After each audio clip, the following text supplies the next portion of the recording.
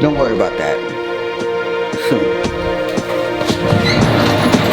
Good morning, afternoon, or evening. I go by the name of Solo. Welcome back to Solo Driven. Now today we're going to be installing the first mod on the CAMARO SS, and hopefully today we'll have it on the road without any issues.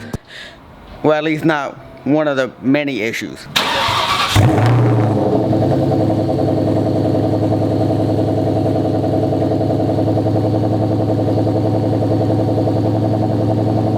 Now for those that may be thinking that I'm gonna neglect this car, that is not the case. This is my priority. Not saying that the Camaro isn't, but we're not trying to reach crazy numbers with the Camaro, at least not now.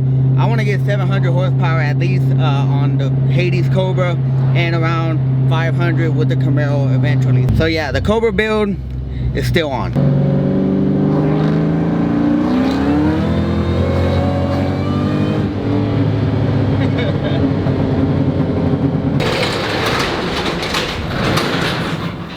Alright, so spoiler alert, we got a new radiator. So before we get into what I got, we're gonna go ahead and remove the stock radiator, talk about what I got, then install that one, and hopefully that eliminated the coolant leak issue, and we can take it around the block and see what it got.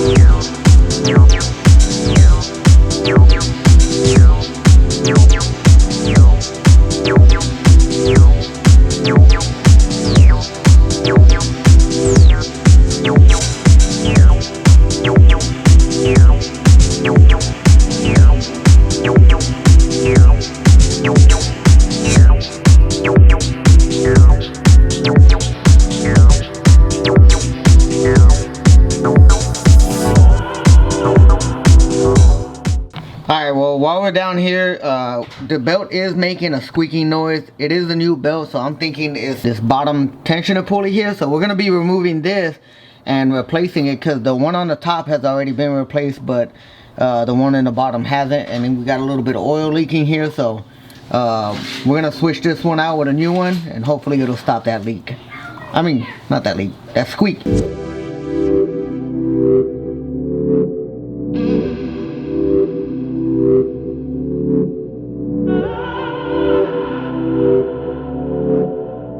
Yeah, go ahead and start it up.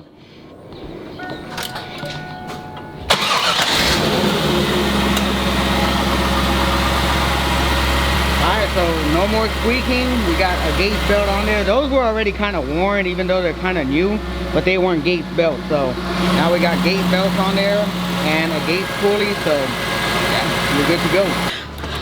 Alright, just like that, we got the new radiator in.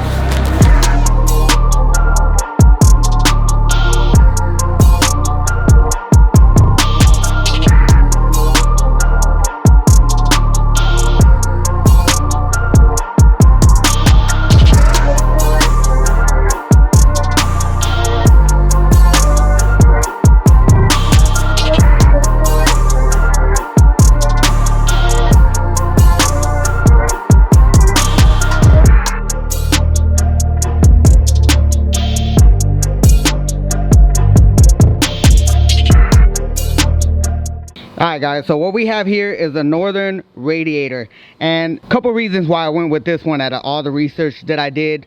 Number one, it's only 359 bucks out of all the ones that range from 100 to 1,200 bucks. So this is going to be easy on the pocket, and for the most part it offers what other radiator companies are offering, which is a 2-row pass, 1-inch core, but this one is more to be true to spec. So, and also true to fit. This is going to be, from what they claim, the easiest, no modification needed whatsoever. So we're going to be putting that to the test when we install it and see how well it fits. Alright, so for comparison, this is the stock radiator. Look how thin that is, and this is the aftermarket.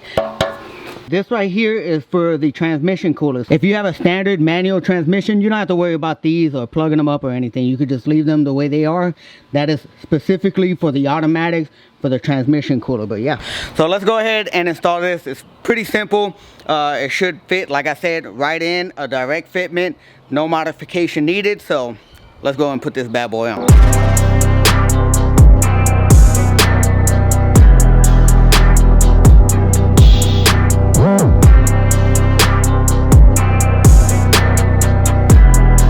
All right, so we got the fans on.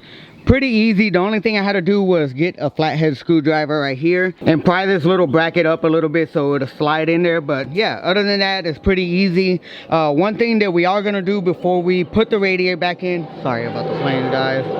Yeah, with this wiring airport. Like I was saying, one thing that we are gonna do before we put this back in there is we're gonna cap this off, because I don't know what that belongs to, and it didn't have it with the stock one. I think that's more of a Trans Am option maybe. We don't need it. These are the caps that I'm gonna be using. They're called assortment bypass caps, and we're just gonna cap it off and apply a little small clamp that you can get at any local auto parts store.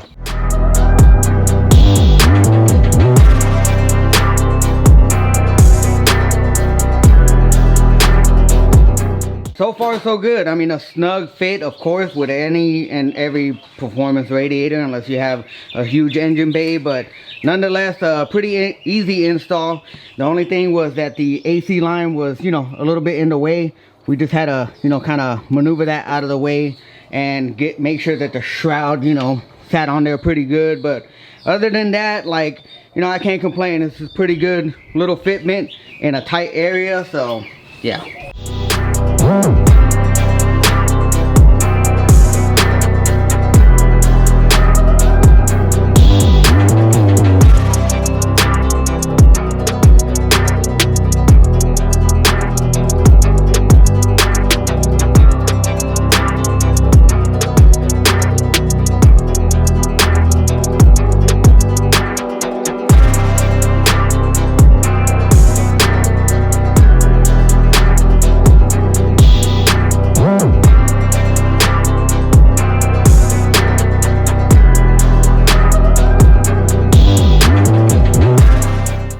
So everything has been refilled. I burped the system. What we're gonna do right now is we're gonna pull it out and let the car run for a little bit, see if it overheats, keep an eye on those temperatures, and if everything is good, then we're gonna go ahead and take it out for a drive.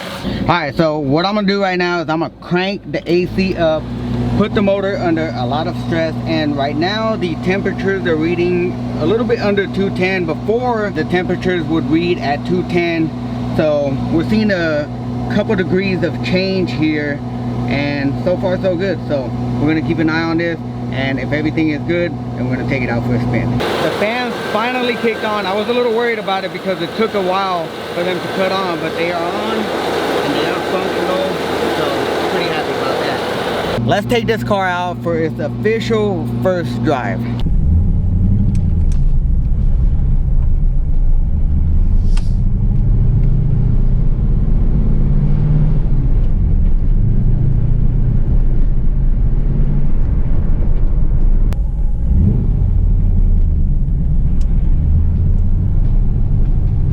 Probably definitely gonna need brakes and shocks. Right now I'm just gonna take it a little easy because I'm still keeping an eye on these temps. But so far so good.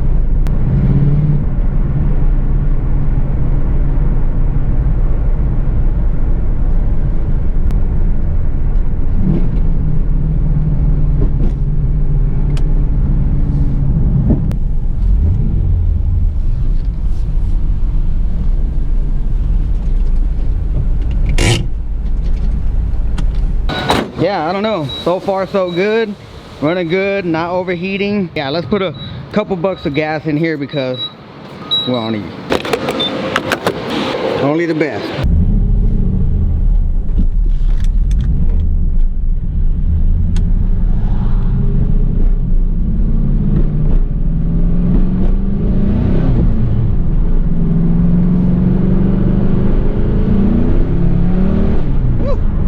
It's crazy because it'll still break loose on you.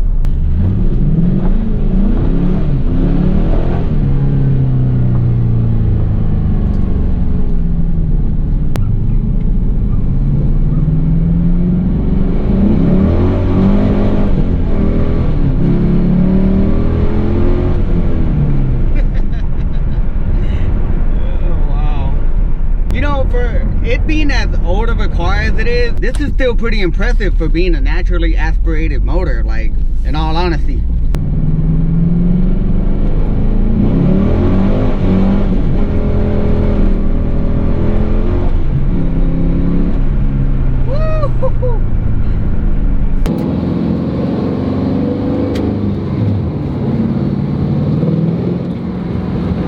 Alright guys, so we officially fixed the radiator issue. No more leaks, no more overheating. Felt really good to take this car out on a drive for the first time without worrying about damaging this motor and actually being able to get on it for real this time. So yeah, I'm actually pretty impressed with this car. It's still very torquey, will still break loose on you in third gear. I know you can't tell on the GoPro camera, but it broke loose on me in third gear. So I'm, you know, pretty impressed for it being a stock LS1. So yeah guys, one issue out the way. We got plenty of more to work on, plenty of mods to add to this car. We're gonna be doing something with the intake real soon, but that's gonna end today's video. If you enjoyed it, make sure to subscribe, smash that like button, and remember, be motivated, stay driven.